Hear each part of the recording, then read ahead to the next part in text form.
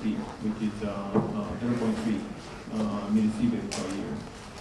Normally, we have to go below than that. And then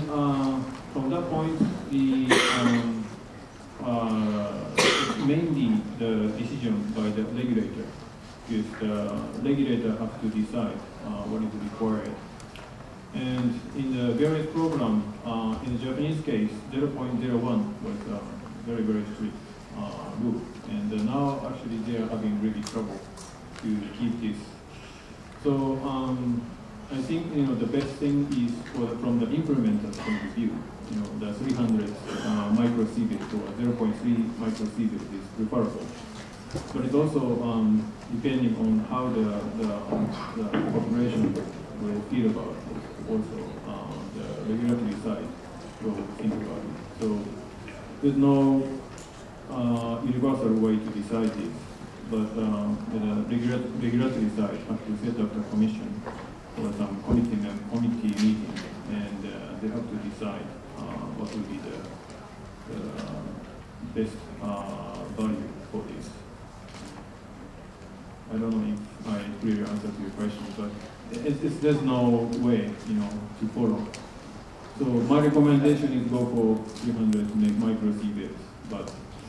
it's not the decision of the implementing side; it's more like regulatory side.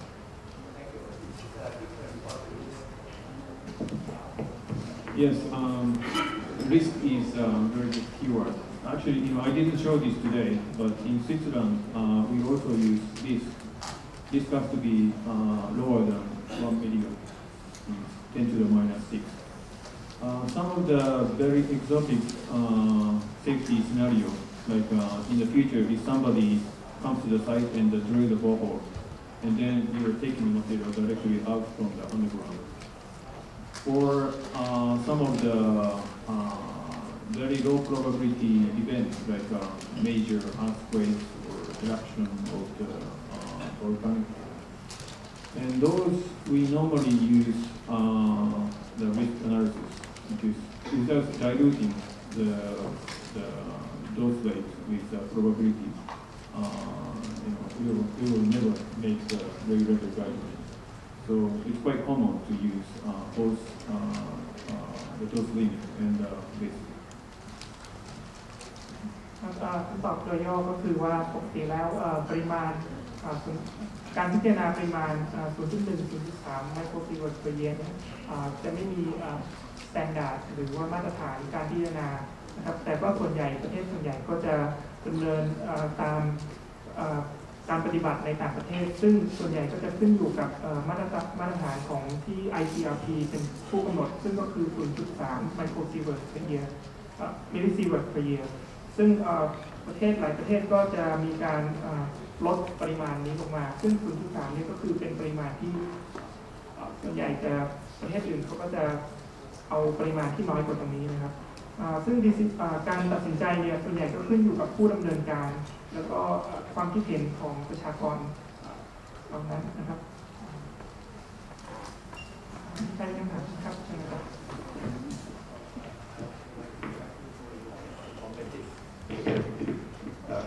I also like to thank you for your informative lecture. My question is that the Red Waste program is, from your talk, it can be seen that it's a very big and comprehensive and difficult program requiring quite a bit of investment. Now, for a newcomer country like Thailand, starting with maybe 4,000 megawatt, in your view, how much lead time do we have? If we have some constraints on, say, either from the finance side or from the manpower side or from other considerations, how much lead time do we have before we have to seriously think about a red waste disposal program? And related to that, we have read that there are some other developments to handle radiation waste, like, say, transmutation burners or burning away this waste with accelerators and so on, and even program that would leave you without the rest, like the GNet program and so on. Would these programs have any impact on, say, the urgency of the RAT-West program? In fact, from your talk, it seems that the RAT-West program is still going on in a big way and being developed in different countries and so on. But that the RAT-West burner, whether reactor burner or accelerator burner or GNet program, seem to be going in the direction that newcomers may not need to think about RAT-West program in the short term. What are your comments on that? Thank you. คำถามนะครับก็คือว่าโปรแกรมที่เกี่ยวกับการดูแลจัดการกับกำลังรังสีเนี่ยส่วนใหญ่เท่าที่มิสเตอร์คาคุได้แสดงให้เห็นเนี่ยก็จะเป็นโปรแกรมที่มีขนาดใหญ่แล้วก็ต้องใช้ investment หรือการลงทุนที่ค่อนข้างสูงก็มีการคำถามว่าเราประเทศไทยเนี่ยในเมื่อเป็นประเทศที่กำลังเริ่มต้นโปรแกรมนิวเคลียร์ใหม่ๆเนี่ยมีเวลามากแค่ไหนในการที่จะ implement ก่อนที่จะต้องควรที่จะเริ่ม implement โปรแกรมเช่นนี้ Thank you very much for the question. I think there were two questions. I will answer from the first one, the leading time. My very brief question is, I think you should start thinking about it as soon as possible. Even during your planning for the nuclear power plant, you probably don't need to look for the site now, but you have to find some solution for that, or at least convincing argument that you have solutions for the back-end work or the radioactive waste management. And as you mentioned, the radioactive waste management includes very, very wide range of work, from the technical to social acceptance, and even the technical, especially for the assessment of the long-term safety. There's almost no other industry you can refer to. Normally, most of the civil engineering or building, the lifetime is up to 100 years or so. But what we are trying to show is to ensure the 1,000 years, sorry, the 10,000 years, 100,000 years, in some case, 1 million years. There's no way we can demonstrate that. But we have to make a convincing argument that the long-term safety is ensured.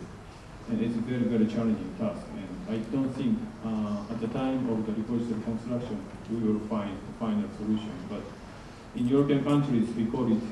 BAT, Best Available Technology. That's something we have to apply for. That's probably the only thing we can do. And the other question about the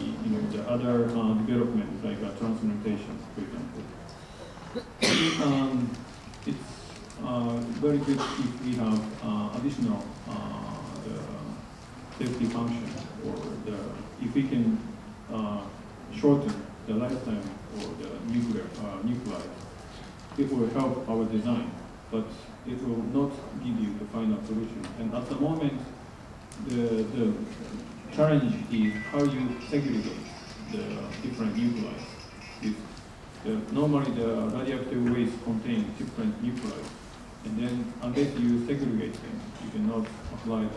the transmutation. And that's one of the challenges that